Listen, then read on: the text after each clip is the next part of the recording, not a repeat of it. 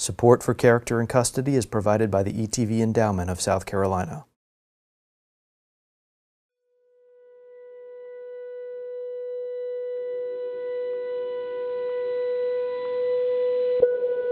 My name is Jeffrey Payne. I served 24 years, 6 months on a life sentence that I was pretty sure I was going to be serving for the rest of my life. I was recently released. I made parole about 4 months ago, and I've been out, not that I'm counting, but about 3 months and 9 days. Freedom is not anything that I ever saw me enjoying in my life. I always knew that from the age of 17 that I would die in prison. So to go in front of a parole board that has always told me no and generally tells everyone no and receive a yes was very surprising for me. This is a story about second chances, opportunities, redemption, transformation, and those who believe we all can live better because of it. We are truly giving them skill sets for them to take back to the outside world to actually become a productive citizen in the community that they go.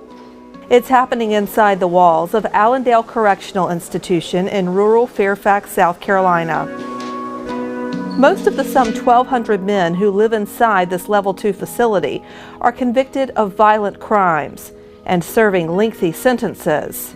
Some know this is where they will die.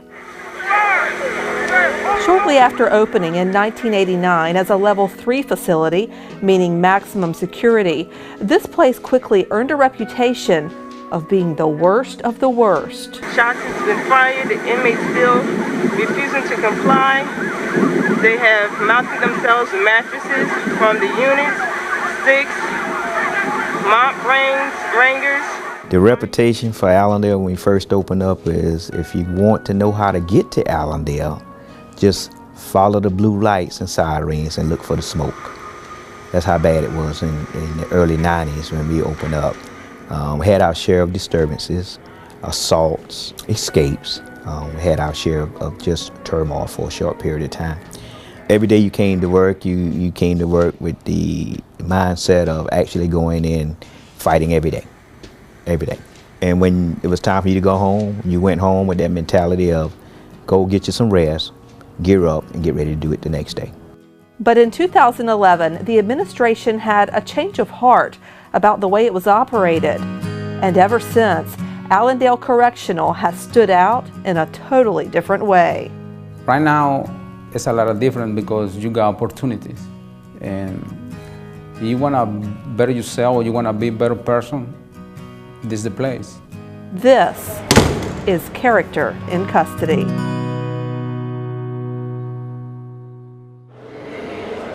This is a period of life none of these men planned. I grew up with a younger brother and 2 parents that loved me to death. They pretty much gave me everything I could possibly want or need. Life growing up was pretty good.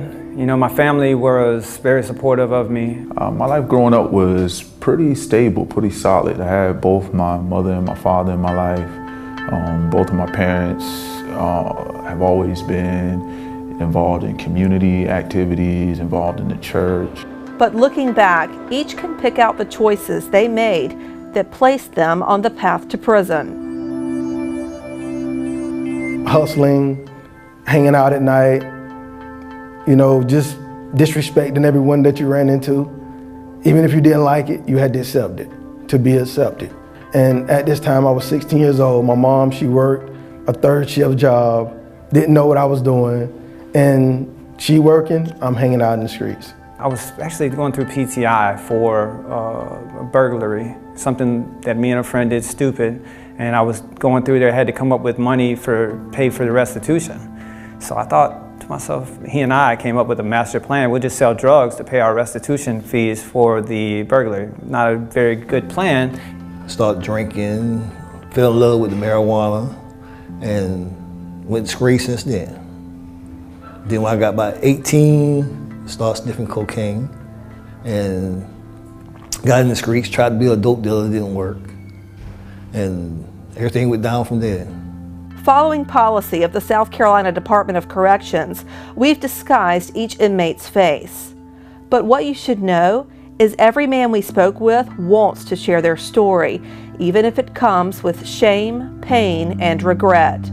It's because they've bought into the way Allendale Correctional chooses to run its prison, and they believe inmates across the nation, and you sitting in your home, can have a better, safer life this way.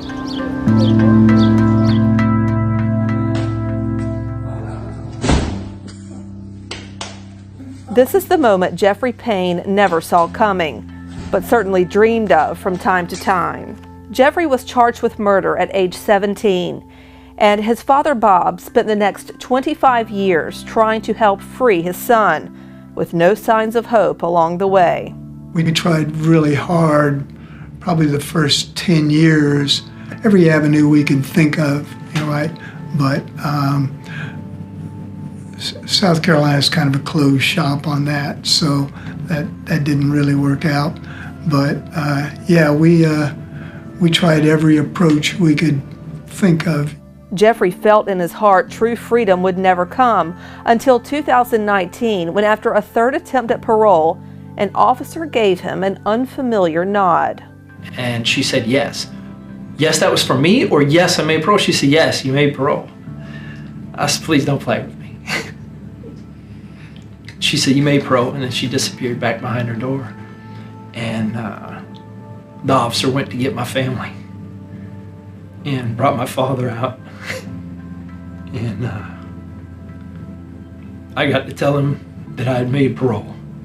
And he just said, 25 years, it's over. It was a good feeling to be able to tell him that. You didn't see that day coming? Absolutely not. But even though Jeffrey Payne never expected to pass these fences, he made a choice to live a life back here with purpose. It was not an attitude or way of living he adopted immediately. Within about my first year of incarceration, SCDC changed the classification system to the current system. And they took everyone in that unit and they called them closed custody. And what they did when they did that is they came in and they welded up cages, fencing cages in front of all the rooms. So they basically put us all in cages and started treating us like animals. They told us closed was the worst of the worst. And those same guys that I was living with in a violence-enforced, respect-based environment started acting like animals, exactly how they were treated. Thankfully, I was able to get out of that. Then I just kind of made a circuit around SCDC, South Carolina Department of Corrections. You know, they're able to transfer you at their will and their whim, and there's really nothing you can do about it. So I took a few trips around the state before I ended up at Allendale Correctional Institution. His first of 2 rounds at ACI was much like, or maybe even worse than, the rest of his stops across SCDC. I've actually been at Allendale twice, once when it was a level 3, when I'm sure you've heard you could find Allendale by following the columns of smoke and the smell of tear gas. Allendale was the most violent institution in the state back in the 90s and rioted more than every other institution put together. But the second stop here was nothing short of life-changing. Those things drop into the crack. John Pate was the newly assigned warden and was mulling an idea that would alter this place and ultimately its residents like you could hardly believe. When I was selected, I knew that I wanted to do something different for the institution. It was shown, and I'd been seeing it for almost 20 years by then, warehousing doesn't work. Jeffrey Payne was among a small group of inmates that Pate sent off to Perry Institution to check out a character-based program there, which was centered on peer-to-peer accountability. And I went on the yard and selected 8 of the inmate informal leaders on the yard. Most of them were lifers. Lifers at that point, if they're at a level 2, at that point, they are settled in their sentence. They're settled and just want to do their time and look forward to possibly being released. I gathered them. I told them what I wanted to do. I wanted to build transform one of the housing units into a character housing unit. He offered us the opportunity to do something different, to live differently and live in a different environment. And towards those ends, one of the things that he did was he sent 4 of us, inmates, from Allendale Correctional up to Perry Correctional, where I first started my time, in order to observe this experiment in corrections called character-based housing. Well, of course, I jumped at the opportunity because, as sad as it maybe sounds, that was kind of like going home for me. It was where I grew up. So going up to Perry, we went into what was the Thunderdome, that Q1 dorm that I was placed in as a high alpha, and subsequently ended up serving time behind the cages in closed custody. What I found was that was their character dorm. And the cages were gone, and it was quiet, it was clean, everyone respected everyone. And what I also saw was a whole lot of the same guys that were in that dorm 17 years earlier, when it was the Thunderdome, when it was high alpha, and when it was closed custody. And the only thing that had changed was they'd been treated differently. They'd been offered more opportunities. You know, men will generally rise or lower themselves to your expectations. And when the department gave them an opportunity and told them they expected more of them, they performed to a higher level. And it was amazing. I mean, my life was changed that day. When I walked into that dorm and saw it and heard it, the difference, I decided right then I was going to dedicate my life to doing this back at Allendale. The transition was a team effort. The team was big, and not every player was as excited about the idea as the next. I found that the inmate population, they were pretty open. Actually, when you get to know these guys, they're hungry to learn something new. They just want something new. So they were pretty easy for them to see my vision and where I wanted to take Allendale Correctional Institution. The staff was a little more difficult. We have so long been the authoritarian. You do what I say do, I don't want any of that.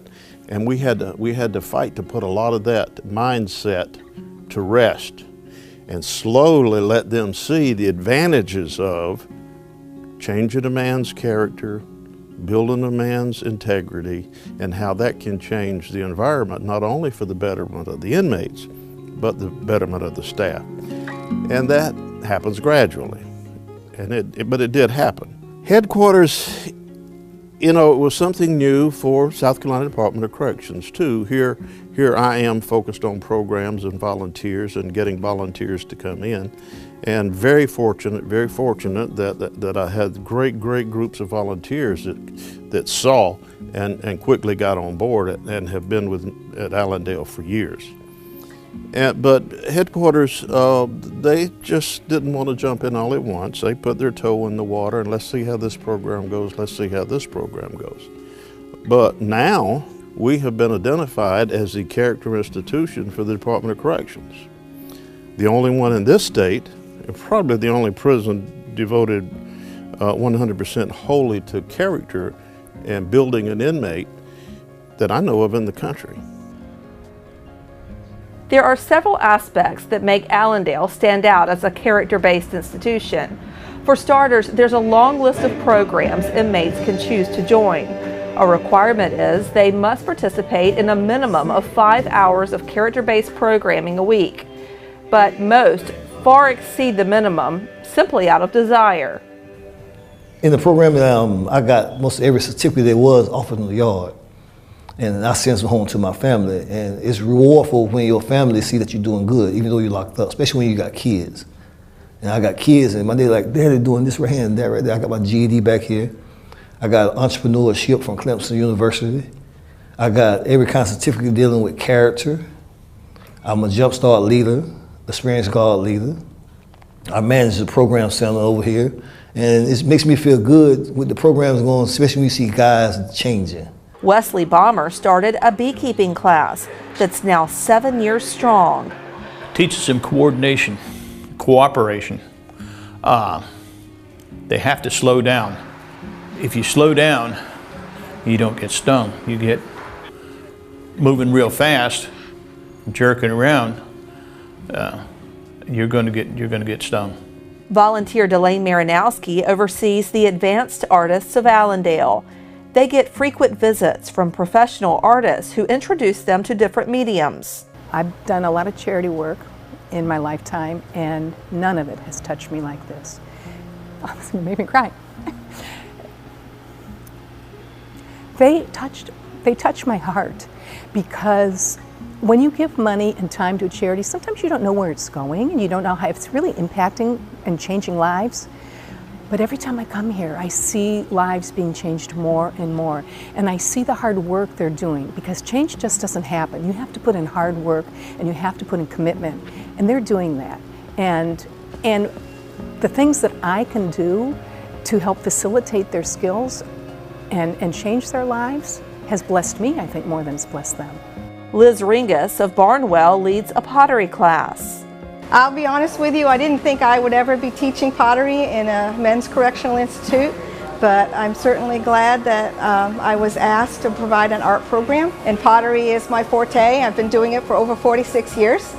I thought, well, if we can find the equipment and the space, we're going to try.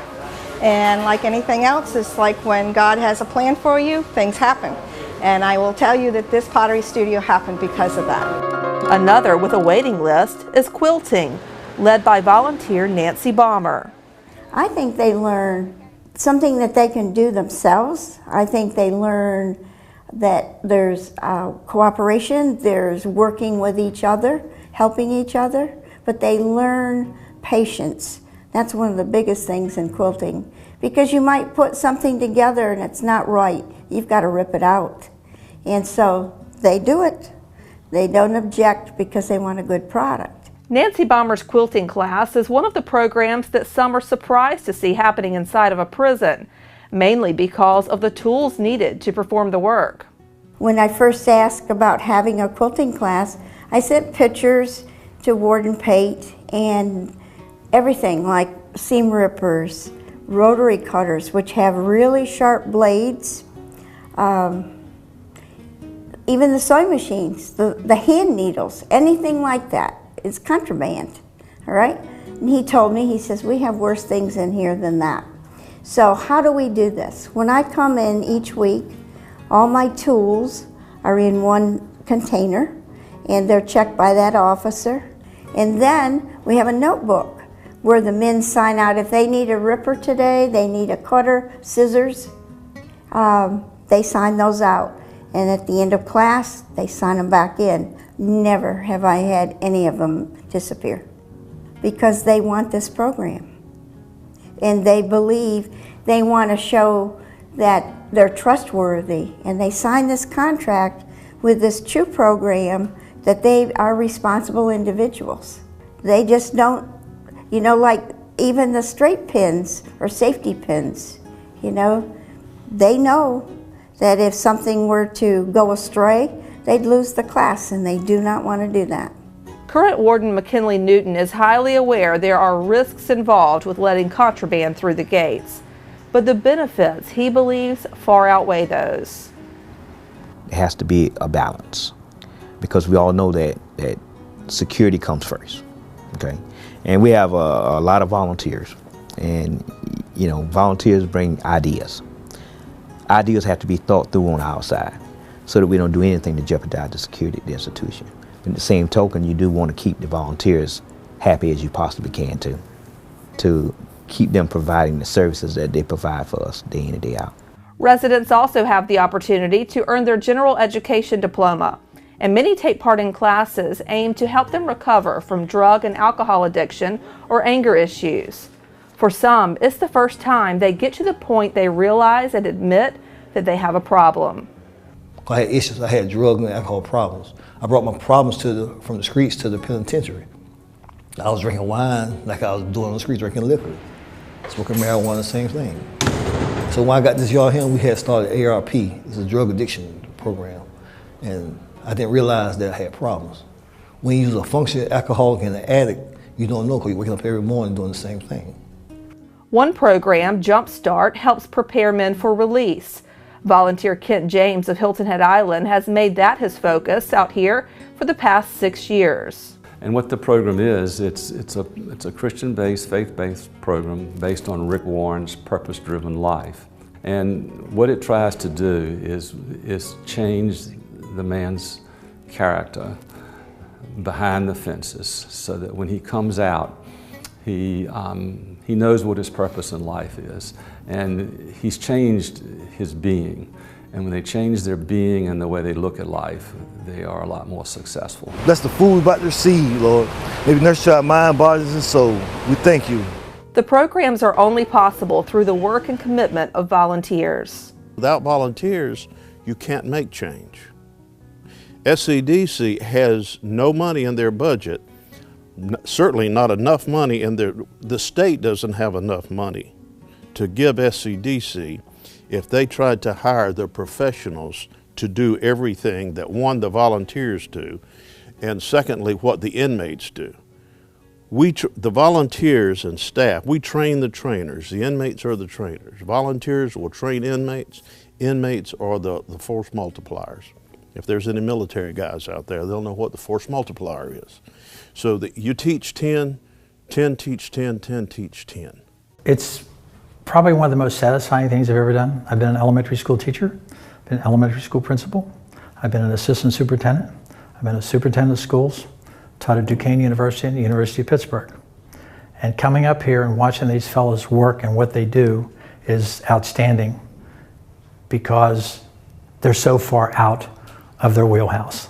I feel like these guys they're my apprentices, and I hope that they've learned a lot, that I've given them skills that they can take out with them. You know, I am getting up there in age, although the guys say, oh, you're not that old, Miss Liz. And I really don't. As long as I'm physically able to come in here, I'm going to keep on doing it. Several of the nearly 300 volunteers travel 60-plus miles multiple times a week on their own dime, giving their time and expertise because they believe it's not only helping the man, but the community he will one day face on the outside. And the fact of this is, the reality is, I'm going home. I'm going home in 5 years.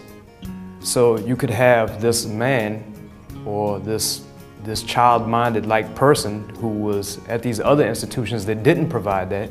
You can have that coming home. Or you can have this person who's realized through these things, pottery, painting, realize who they are and help to calm them and to understand that they don't need that stuff from before, that they can express themselves through these things. You know, it's not just about giving guys something to do with their time. It's about helping them to realize that they don't have to be criminals when they leave here, when they leave prison. And helping them to find themselves. That's the most important thing. Many volunteers represent their church and feel a spiritual calling to do this kind of work.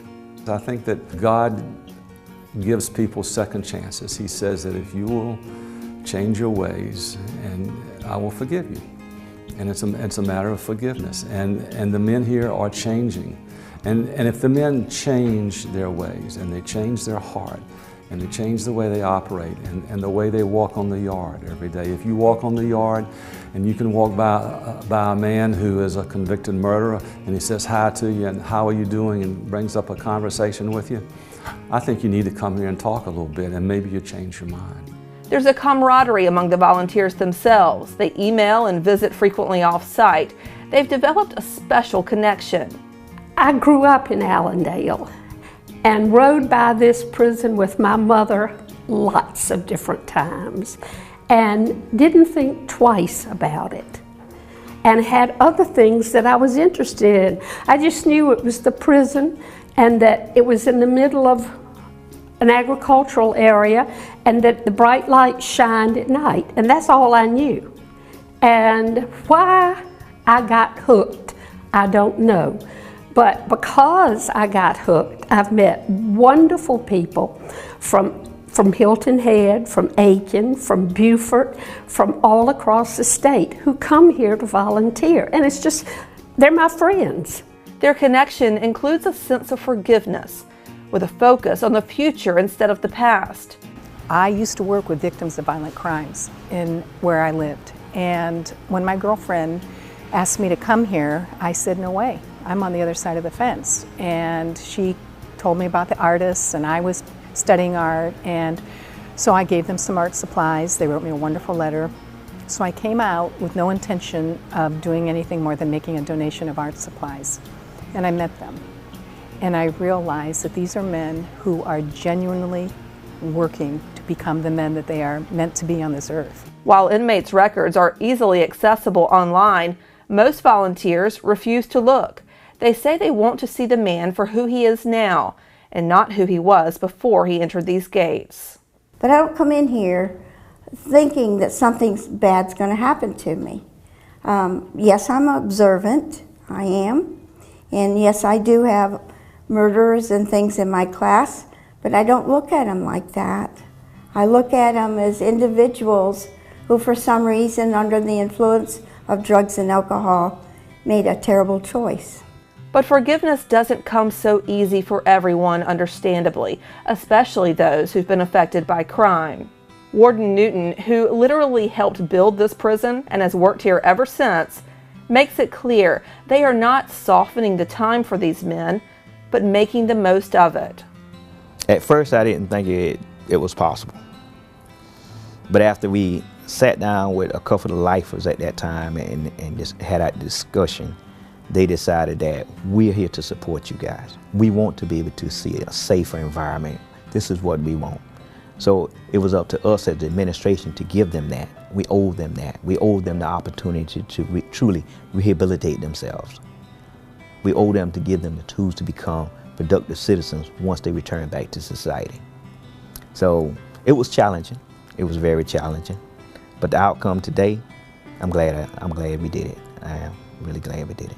While the adjustment was admittedly most difficult for staff, adopting the new way has made life on the job a lot simpler and safer for them. Out of South Carolina's 21 correctional facilities, there were a total of 87 inmate arrests over the first 3 quarters of 2019. Only one of those was from Allendale. Staff retention is highest here. Agency-wide, there's almost a 25% vacancy rate, but at Allendale, it's around 15%. A safer feeling on the job, coupled with a teamwork mentality with the inmates, leads to better morale for employees. These days, you'll hear them describe a calling, a connection, and a meaningful experience. And I think it's just a blessing to be here at Allendale, because I feel as if it's my passion, and every day that I wake up, it's my goal to make a difference in someone's life. As long as they're open to change, then we can assist them and help them get wherever they are trying to go. I love what I do. I truly do. It has become a personal calling. It's just one of those things that when you get into it, you go, yeah, I was supposed to be here from the get-go. So to be able to do it professionally and be fulfilled professionally and be fulfilled personally is more than God could ever grant anybody. It's wonderful. The comfort they feel in the yard can be credited not only to the operation design, but to the offenders themselves. The inmates police each other, allowing staff to focus on more important duties, while at the same time, it creates an environment in which they want to work. It's a different when you come into an institution that you want to feel safe. Everybody wants to feel safe when they come in the institution. With some of the things that we got going on with the offenders out here, then it kind of lessens our problems because they are involved in programs. So we really don't have the problem that other institutions have. And staffing is one, and then the staffing is at no fault of anybody, any employee. Staff, it is what it is. So I think part of the staff retention is a safe environment. And in all this time, there's only been one person put out of class for cause, and they put him out for something that happened in the dorms and came to me and told me, and I backed them up, they backed me up. We've got a mutual trust. That shift to policing within the inmate population is ongoing. It's not easy, but once it clicks, they'll tell you it works. And I'll never forget my first time, and it's the noise level. I come from a yard where it's nothing but straight violence. When it's noise quiet, somebody getting killed. And so when I got down here, they said noise level, raise your hand. And like I said, I'm not used to no rules and regulations. And they said, raise your hand. I'm like, raise your hand. That's not for me. It took me 6 months to get into it. That's the best thing I ever could have did in my life when I got into it, because it showed me the responsibilities of being a man and a father. Growing up in this program was very difficult. When you got another guy, inmate, telling you to put your shirt tail in, putting your ID on, walking the straight line, and you're like, can I really do this every day? You know, and even I liked to gamble back then. So you know when you're gambling, you got these guys saying, you know, this is what you shouldn't be doing. This is not the right thing. And over a period of time, you know, I was like, in order for me to make it, I got to make some changes. I started to let a lot of those things go. And I felt so much better because I wasn't worried about the things, just like when you're on the street, looking over your back, thinking somebody's watching you, worrying about can you sneak and do this or get away with that. You know, doing the right thing started to feel good. The difference at Allendale is where you're relying solely on the officers to ensure that's done. You have a group of guys here that are saying, in order to keep us from having any further problems or interactions, unnecessary interactions with the officers, we're going to police ourselves. We're going to monitor ourselves. We're going to make sure that no one's selling drugs in our little community. And it's kind of reflective of what people on the outside want to do. They want to ensure that there's not a drug dealer living next door, or there's not someone who's stealing out of everyone's house. In the beginning, it's really, really hard. In the beginning, the last thing you want to do, I have authority problems, much less now than I did. But to be able to have someone next to you tell you, hey man, and you're wearing the same uniform, and we can help each other. Initially, I was skeptical because I'd heard all these guys in this program, they're a bunch of rats and they're this and they're that. But when I got here, I saw a bunch of guys who literally were coming together, not to do violence, not to steal and rob people, but were coming together almost like the gangs did, but coming together to help each other, to build each other up and to create a positive effect in each other's lives. And it's the first time I'd seen this in my life. I never had that on the streets. So it altered my course in life. It you know, to have these guys bring me in and accept me, this tattooed up ex-gangbanger, and accept me, and one of those men putting a paintbrush into my hand for the first time changed my life. They know a lot of times punitive consequences are the hand of one is the hand of all. So if the one bad apple does something, the whole dorm suffers, or the whole group, programming group, suffers. So the peer-to-peer accountability is a huge, huge part of the success of any of these programs. The offenders keep each other straight. They tell each other, tuck your shirt in your pants, make sure your ID is on, go get your beard trimmed, get your hair cut, because they know of the consequences. They don't want to lose what they've got. Being a coordinator or now liaison, and the liaisons in a housing unit are those that are the leaders within a character housing unit. Their responsibilities are to make sure that the men in that housing unit are following the rules. But it's not solely their responsibility. It's everyone who lives in that housing unit to ensure that they hold others accountable for yelling, smoking in the corner, doing anything that they're not supposed to do. And we have, believe it or not, we have the forms and documents where they will engage that. We call it an engagement. They will engage the other resident and explain to him why he is not performing what they suggest that he should do. Some inmates find that hard to take, but others finally they get to a point that I can see why that's being done. And when you can get the one that refuses, the hardhead, the one that's tough to get along with, when he honestly starts engaging others for not following the rules, you can move on to the next guy. You've captured him, you can move on to the next guy.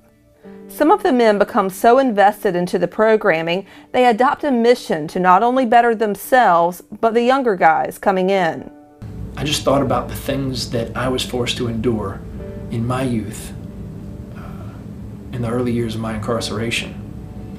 And I thought, yeah, if I can make this difference and I can change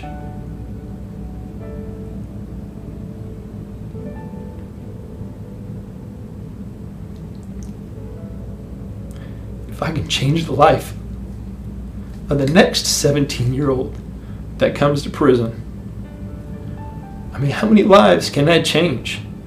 It changes his life, his children's lives, his parents, all his loved ones, and everyone that he touches after he leaves prison. A better man. These guys, this day and age, oh, these guys is chaotic. But understanding that I was one of them. I started to share my life with these guys. I started telling them about the mistakes that I made, where I came from, what led me here. And I tried to evaluate them and try to see what was making them do the things that they was doing while they was in prison, why they wasn't trying to make that change. And most of them felt that everything that somebody else told them to do in prison or the things that they heard about prison was the right thing to do.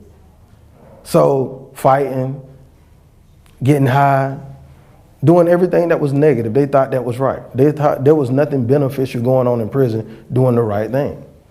And I tried to show them through my example where you could be if you continue to go down this path and where your future looked like if you make this change. Dr. Jennifer Wesley is a professor in the Department of Criminology and Criminal Justice at the University of North Florida. She's never visited Allendale Correctional, but she's familiar with programming in prisons, particularly animal rehabilitation programs. She spent 2 years in Florida facilities, studying all aspects of it, while centering on the mind of the man behind bars. I'm interested in the ways that the rehabilitation can interrupt what I call criminogenic masculinity, which is a term that is applied to a type of masculinity that is often used or accessed by marginalized populations of men. So men who are marginalized due to socioeconomic status or due to race may not have access to the same mainstream or legitimate ways of performing masculinity or enacting what it means to be a man. So I was really curious how rehabilitative programming could interrupt this sort of criminogenic masculinity, especially the canine inmate programs, because of their potential for transformation or identity change. Now, in this program, they have to obedience train the dog, so they follow an obedience training curriculum, and it usually takes about 8 to 12 weeks, and after that point, the dog will graduate. And during the time that they're working with the dogs, they're living with them 24/7, so the dogs are with them in their cells, they're with them in their housing units, and they obedience train them during this time. I started out asking the guys about their backgrounds and their childhoods, and what came up often related to how they learned to be a man at a very young age.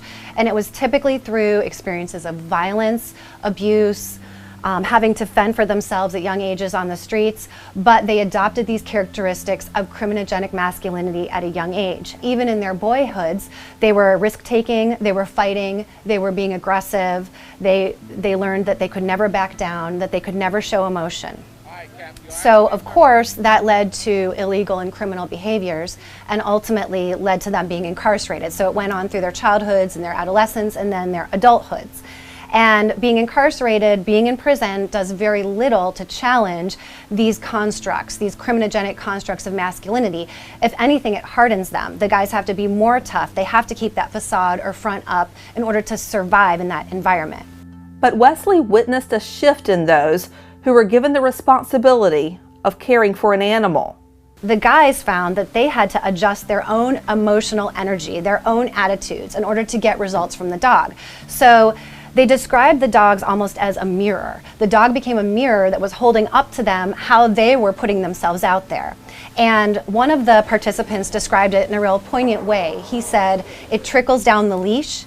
So he was basically saying, you know, that the leash is a conduit from the human to the dog, and the dog is going to respond to that. And that was really powerful. And so as the guys began this self-reflective process and how they were getting results from the dogs, they then kind of started to think more critically about their own identities. And this was the impetus for identity change for them. It caused them to change their self-perception, how they think about themselves, and also to move away from those constructs of criminogenic masculinity and towards this secondary desistance idea. And they felt a lot of times that this revealed their true self. When you watch the men engage with the animals through the Meow Mates, Mutt Mates program at ACI, it can pull at your heartstrings. There's that emotional factor that comes easily for most, but Dr. Wesley knows there's a percentage out there not buying all this. I always say that even for the most cold-hearted person who may not care about the humanitarian considerations that we should have for people who are incarcerated, they can think about their wallet, they can think about their bottom dollar, and that is these programs are an opportunity to rehabilitate. They reduce recidivism. So if all a person cares about is what's coming out of them as a taxpayer, this is actually going to make them money because this person is less likely to go back to prison. They're less likely to reoffend. And there's no way that you can find any fault with that. Jeffrey Payne credits his involvement with the animal program to a large part of his change behind the fences. He left ACI as the program leader, meaning he oversaw the intake of animals and assigned animals to residents. His dog Savannah made parole with him and is now enjoying life outside the fences too. So I got the dog in my room, Savannah, and I was very unsure and uncomfortable for the first couple days. Within 2 weeks I was in love with her, and I fostered her in my room on and off for a period of about 5 years. She had a lot of issues. She's scared of everything, and for that reason she was listed as unadoptable. So, like me, her fate was to die in the penitentiary. But after Savannah, I had so many dogs and cats, and at one point Vicki Scott, who runs the program, brought in four 4-ounce baby kittens that were abandoned by their mother. She had 4 pages of instructions on what we needed to do with these kittens. And I'm telling you, placing those 4 baby kittens in my lap was more intimidating than my first day in the penitentiary. I'd never nurtured anything in my life. And here I was entrusted with these 4 tiny little lives. It was intimidating. But it was an amazing experience. And I think there's just a change that occurs in a man when he has to put himself aside and care for this animal that relies on him for everything. Empathy develops, and it is really undescribable. I haven't seen any program make the change in someone's life, not in their behavior, but really in who they are and how they interact with people, like I have seen the animal program. The animal program is more than character building though. It comes with an education component that makes the participants hireable upon release. I've had many of them, you know, it's humbling, tell me that it has completely changed their life. And I've seen it. And unless you see it, you might not believe it, but I've seen it. And many of the men, we've implemented several programs here. We have a grooming program that's 400 hours, so they're certified when they leave. Some of them take that vocation out on the street, so they have income and they have a vocation when they leave here. So that's a wonderful thing, because it is difficult for these men to obtain jobs upon release. Not everyone wants to hire someone that's been in prison. That aspect of readiness for the outside is one in which SCDC's Assistant Deputy Director of Programs, Reentry, and Rehabilitative Services, Rita Craps, feels strongly. Changing the man in here is only part of the solution toward fighting recidivism. We must, she says, give them the tools to succeed outside the gate. That is the focus of part of our division, is providing all of the services and making sure the individual has the Social Security card, the birth certificate, gets married to the benefits that will help sustain them on the outside, whether it's the TANF benefits or the SNAP benefits, so that when they go out the door, they're automatically connected.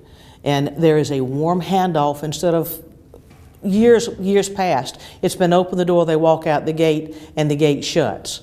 It goes back to the old movie, The Shawshank Redemption. You've been in here 30 years, bye, good luck. We're not about just good luck and a warm handshake going out. We want them to hand them off to people in the community that can help them to provide temporary housing or help them get full-time housing, but everything that makes them be successful. I keep telling the offenders, work me out of a job. Word about Allendale's operation is getting out. Warden Newton welcomes tour groups big and small and schedules them regularly. Many are faith-based or nonprofits. Others represent education or retirement communities. But the common thread, he says, is their reaction once they've actually seen all this play out. Wow, that's their reaction. They don't believe this is a prison. When you walk outside in the yard, you look at it and take a good look at it. You look at it, you would say it's a college campus. When you see the dogs running around, you'd be like, what are the dogs doing here? Are those drug dogs? No, they're not drug dogs. We have the pet therapy program. When you walk into units, you know, with the perception of what you see on the outside on TV, you walk into one of our living areas and you see how clean, how orderly that it is. You don't see people running around the yard acting, you know, out of character. It's a difference. It is a different world. So why not make this the universal design? Unfortunately, administrators say that's wishful thinking, but it's not realistic. In an ideal world, you would. Won't happen in reality, because there is that small group that will forever be the bad children. They don't want anything to do with it. I don't know whether it's succumbing to peer pressure, or if it's how they grew up, or exactly what their motivation to continue to be bad is. But for those nonconformists, there would be an institution full of them that would be horrific to have to manage. Those who live here know what they're getting into and have made a choice to live this way. There is always an adjustment period, and the warden gives them a few chances to get used to the differences of Allendale. We understood that we was going to have some guys that was not going to get with the program. What do we do with them? Can't keep them in lockup forever. So what we did with those, we started a refocus program, refocus on our Barnwell A wing, and guys that, I'm a 3-strike guy, 3 strikes and you out. So if you got a disciplinary, it landed you in lockup, you would actually get 3 strikes 3 times. On that 3rd strike, you back in lockup, put you on a list to be transferred. But physically talking, it's a design that makes sense. Former construction company manager Kent James can't help but talk numbers, and while his heart is in this method, he also considers the effect it has on the bottom line. If you want to look at prison reform strictly on a business basis, it makes total sense. If it cost $26,000 to keep a man in prison, if these men could be released here, they're saving $26,000 a year, and that goes a long ways for our programs that we have. So it only makes sense to me on a business sense to do that. What's taking place at Allendale includes a transformation on every front, and one resident describes it as a resurrection of respect for humanity, a feeling that slipped away in his former stale environment. Every night when the door locked, you just felt like, oh, okay, another day. You hope, because as long as you had a good roommate, another day done. And then the next morning, 5:30, you hear the door pop and you know, I've got to make it through another one. So it was really like an experience which you travel through and kind of struggle to go through day after day after day. And then after a while, you get so numb to a lot of stuff that you see that most people would not ever want to see, that you just stop feeling human. Over a period of time, you just, like you're adjusting to what's going on. You get numb basically, to the environment. It's all, someone in your mind is kill or be killed. And you don't want to be there, but the environment, it rewards it. When it said when it rewards it, it means that if you, it's so hard to be good in prison, but if you're this bad guy, you accept it. And so I was being accepted by a lot of people, and I felt good about being accepted. Once I became involved in this program, it was totally different because it was a quiet environment. I had time to think. I had time to just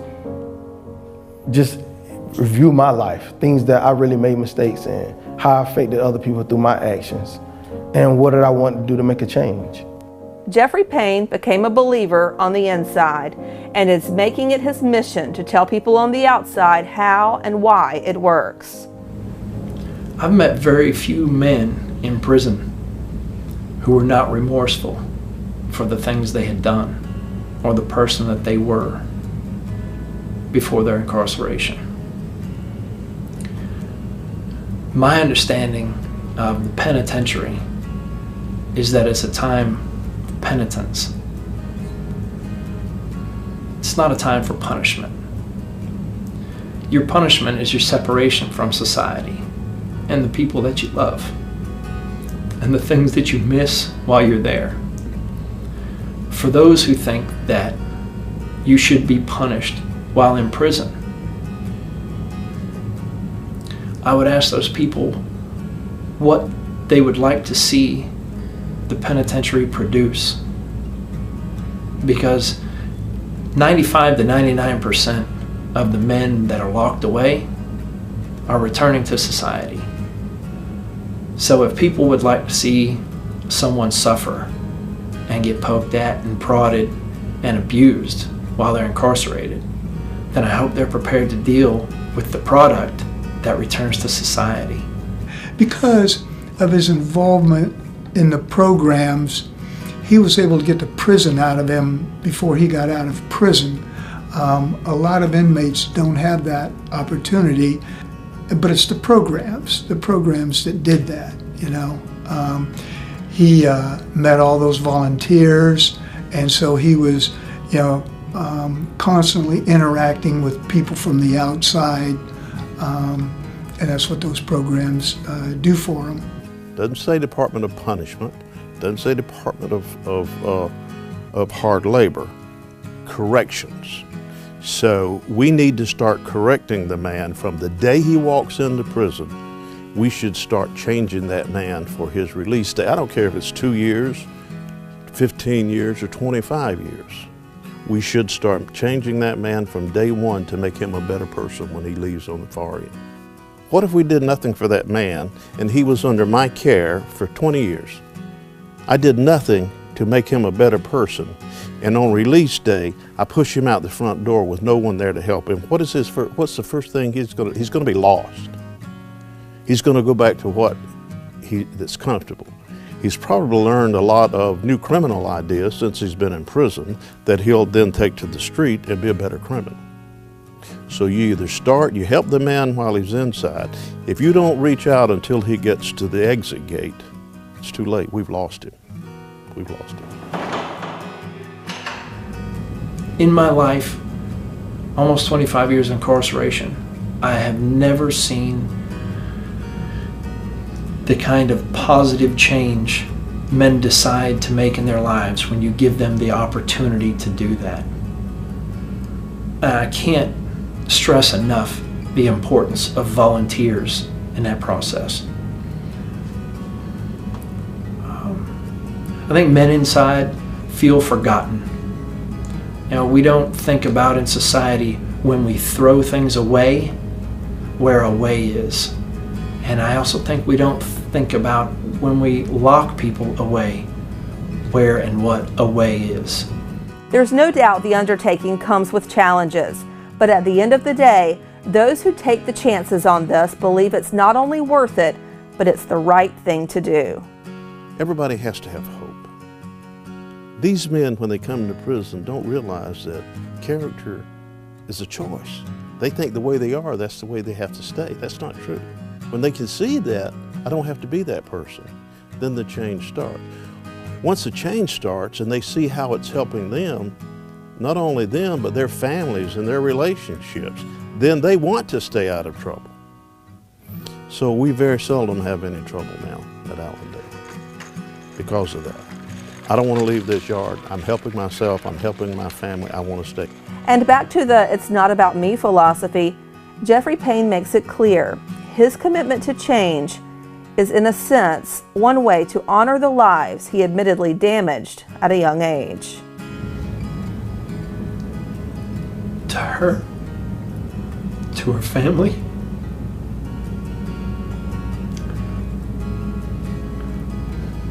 to everyone, and to society as a whole, and every family that's lost someone. My crime was a high-profile crime. It was in the news a lot. So my crime didn't just affect her and her family, or just my family.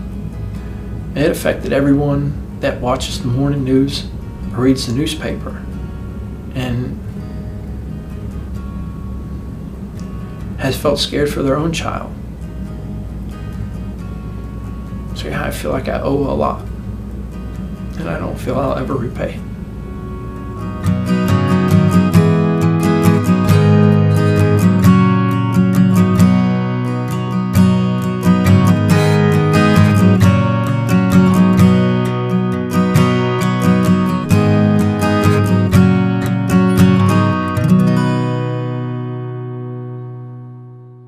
Support for Character in Custody is provided by the ETV Endowment of South Carolina.